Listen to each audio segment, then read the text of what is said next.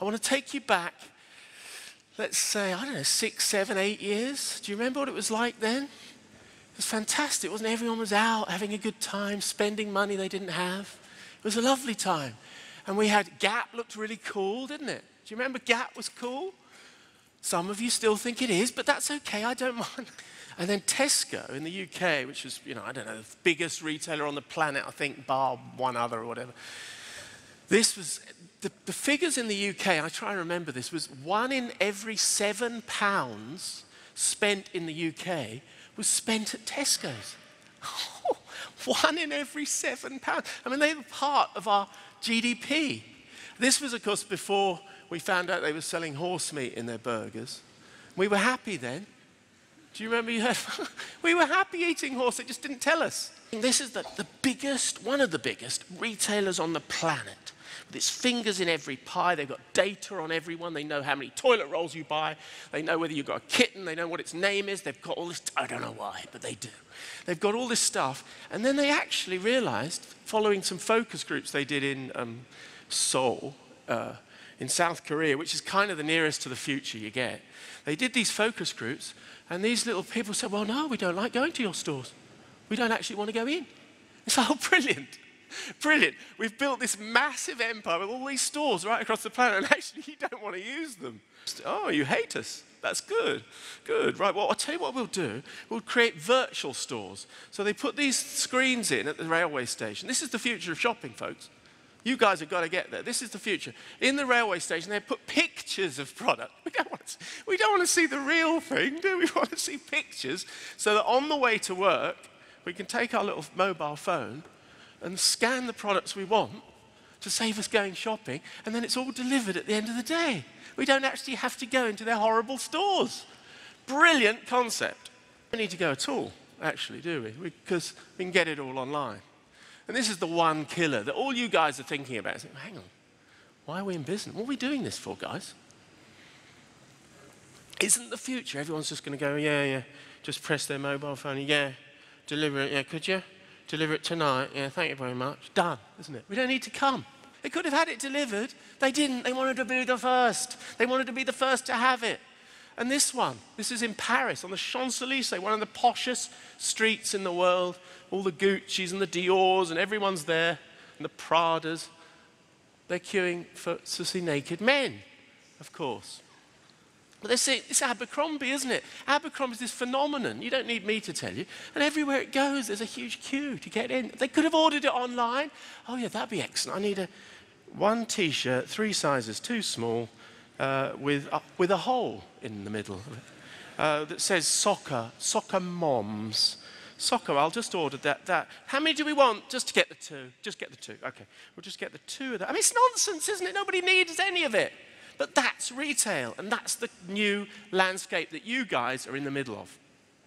So, we sat down after the apocalypse, didn't we? And the bomb went off, and we sat there. It was reinventing everything. We've got to rethink. Okay, you're going to be in charge. What are you going to do? Well, I'm a doctor. Brilliant. You can be our doctor. You know anything about doing? Yes, no. I'm fully trained. Brilliant. You can be the doctor. Right, you. What are you? Well, I'm a baker. Brilliant. You can be our baker. Do you know anything about making bread? Yes, I do. I'm a baker. I'm covered in flour. Look at me. That's what we want, isn't it? We want people to actually know their job. We don't want to look like it's come in on some production line from China, all magically wrapped in plastic. No, we want the real thing. That's the future now. You've got to be an expert. It's all changed. People need to eat. We gave them it. What are you talking about? They've got a restaurant. They can have what they want. What a horrible world. Well, that was 6 years ago. Clients used to say to me, yeah, but don't spend the money on the ceiling because customers don't buy ceilings. Rubbish. That's exactly what you're buying. You think that's what you're buying when you go to Abercrombie & Fitch. You're buying the ceiling and the naked guy on the front door. That's exactly what you're buying. When you get home, it's only a T-shirt with a hole in it. So it's completely wrong. And this is, this is what the real value retail used to look like, based on the fact we just need it, don't we? You need clothes? Yeah, we got clothes. There's knickers, wellies. We got the lot. It's all over there in a big pile. I mean, no one wants that, do they? It's funny how retail gets stuck in ruts. It's a really weird thing. And people say, what do you mean? Well, I'll try and explain. Shoe shops is a good one. Shoe shops. It's like when you used to go in a shoe shop, there used to be one in the window. And oh, look, That's lovely, dear. Look, how much is, I'd like a pair of shoes like that. And then you go in and you try one on. They say, would you like to see the other one? And it's out the back. It's a weird thing. Sorry, I'm not. It's like, why? Do you want the other one? No, just the one will do, thanks. I mean, it's weird. The biggest thing that stops people buying is inertia. Because as soon as you buy something, your neighbour's going to tell you, have you just bought the Okie Kokie 2000? Yes, I have, yes. Whoa, you should have waited till next week because they're coming out with the Okie Kokie 4000 and it's digital and it does Facebook. Okay, that's what, so everyone is panicked about this. I mean, live in this rigidly that's terrified that whatever they do is the wrong thing. And you've got to help them. You've got to reassure them. That's your job. You can't just sell stuff. Do you want Okie Kokies? We've got a whole wall of Okie Kokies next to the cheese. Don't worry. There is but one. It's like Jesus, isn't it? So there is but one phone. It is the iPhone. Oh, thank you, Jesus. Thank you so much. I mean, it is. It's like a religious experience. And you go in and it's, look, there's no big signage. It doesn't say sale, 3 for the price of 2 and a cake. No, it doesn't. It just has, we have the laptop for you, sir. We have it. Do you want it or not? It's a very simple equation. I mean, it is. It's that beautiful. And that's what they're doing amongst a lot of other clever stuff. That's how they've done it. They've curated and sold us the solution. Sometimes it's a really good thing to switch out of the mode of I'm the manager here and I'm in charge of visual merchant. No, switch all that off. Switch all that off and just go in like you're a 6-year-old. And just, that's what I do actually, it is. And you just go in and go, right, what is it they want me to buy? What are they saying? It's a really easy thing. And I, who've never played a game of soccer or football in my life, started looking at it going, oh, I quite fancy a pair of them. And that's the point, isn't it? That's the point, and it's the same with supermarkets. Look, it's exactly the same. This is the worst of the worst, isn't it? It's exactly like that one I showed you in Tokyo. It's like, yeah, look at your stores like a kid. Don't analyze it because, oh, yeah, no, we've got 13 runs of that and two bays of that, and obviously we need to. No, customers don't see that. They need help. They need you to curate. Oxford Street in the middle of London or Fifth Avenue is basically being rivers of denim looking for denim. I mean, that's pretty much it, isn't it? When they're not buying kitchen sinks, they're out there looking at fashion stuff, and it's kind of mostly what they're wearing already. I mean, it's a really interesting phenomenon. There's no shortage of people doing that. I'm going to sit down again. They give you 10 minutes, so you can sit there and think, well, I know my boss is chasing me. I'm not going to look at my emails. I'm not.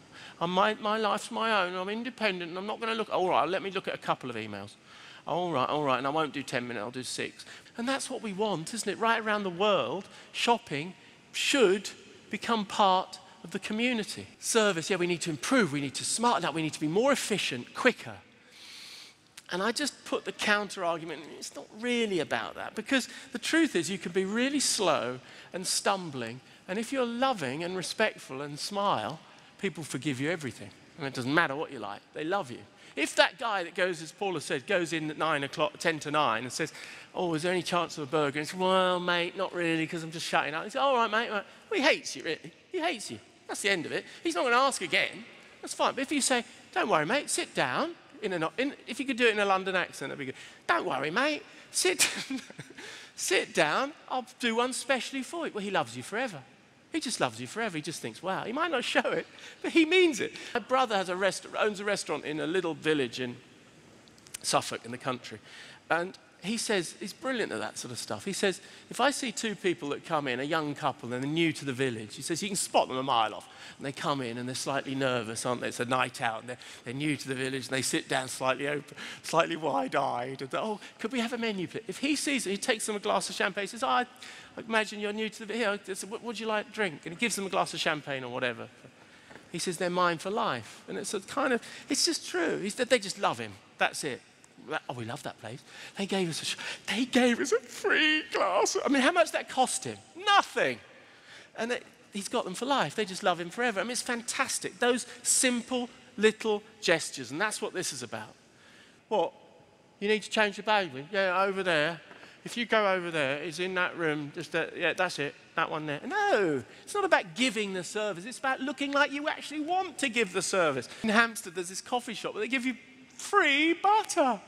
Free. Oh my God. I mean, okay, everyone sneezed on it and all the rest of it, but that doesn't matter. It's a little cafe. And you just think, you suddenly feel like you're stealing when you have an extra bit of butter on your little bread. And there's a trust thing, and you tell them how much you've had.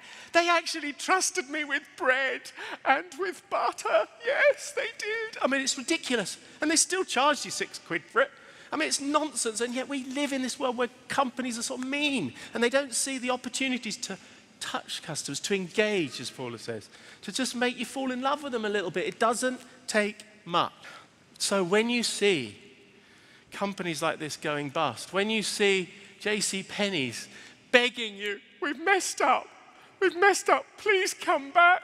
I know we did horrible things to you, we're really sorry. I mean, they're finished, aren't they? They're finished. I mean, what sort of a campaign begs you? That's serious. I love it. And when you see things like that, when you see brands like that, you think, oh yeah, well, their distribution network wasn't good and they evaluated the property portfolio. I mean, shut up. It's nonsense. It's a horrible place. That's why we didn't go. It was horrible. You weren't very nice to me.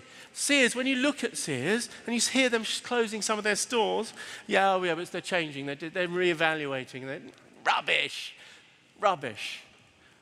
It's mediocrity. That's what you're witnessing. You're witnessing the death, the slow death in some instances, of brands that didn't have values, really. They just sold stuff. We've got lots of stuff, but we don't really have any values.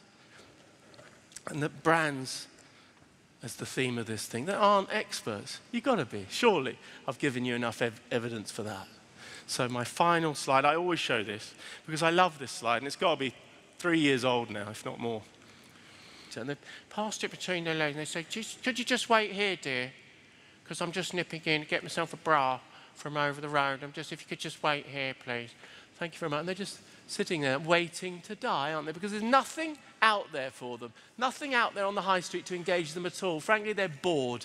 They've got nothing to think about. And that's because retail hasn't responded. It hasn't engaged them at all. And that's the critical thing. So that's what I say. Thank you for bearing with me. I appreciate it.